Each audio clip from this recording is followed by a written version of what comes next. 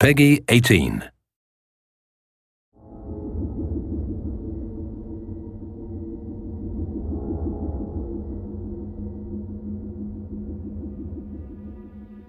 This is very personal for me. What's fun about it is knowing this game is made by hundreds of people who deeply care about each other and care about the property growing and becoming the next Star Wars or the next Middle-earth.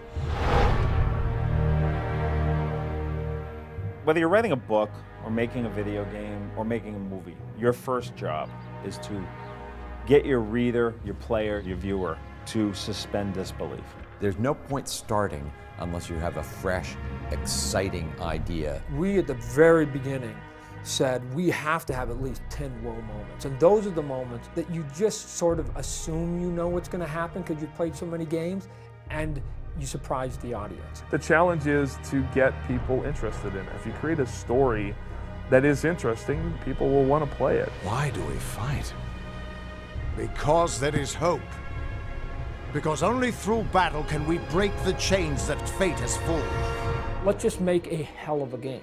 And if you're going to do a hell of a game and it's fantasy oriented, you have to bring in your adventures and you have to have your elves and your magic and your mages and your monsters and your trolls and your curses and your cyclopses and all the stuff that you would just close your eyes and go, yeah, of course it has to be there. We spent 6 months just building the world. The scenery, the landscapes, the characters, the monsters. They're beautiful or they're horrid. But there's a vividness about the image. It has meaning and resonance. It's coherence. The main character in Reckoning starts the game waking up on a pile of corpses. Well, you're dead, see? But you wake from the dead. You're the first person in history that did that. But once you come out of it, you're sort of an empty husk, if you will.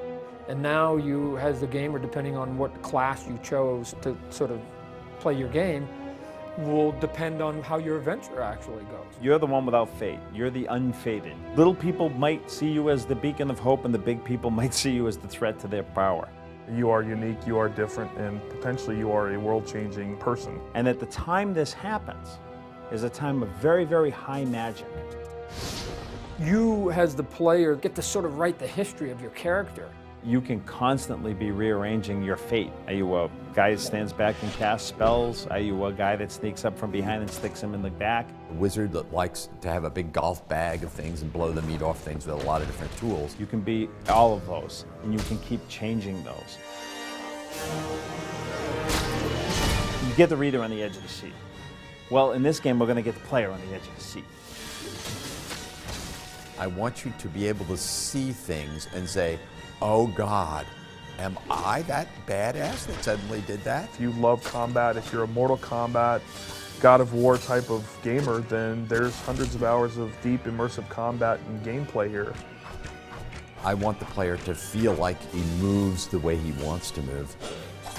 The only words that are good to describe our combat is if you're a hardcore RPG, questing, Oblivion kind of gamer, there's hundreds of hours of gameplay in this game as well. Every time you play the game, it's almost going to sort of feel fresh and new, because once you get through your 200 plus hours of gameplay and you go, I want to do it all over again. Even if you pick the same guy, try to do the same path, you can't get there. That draws people in.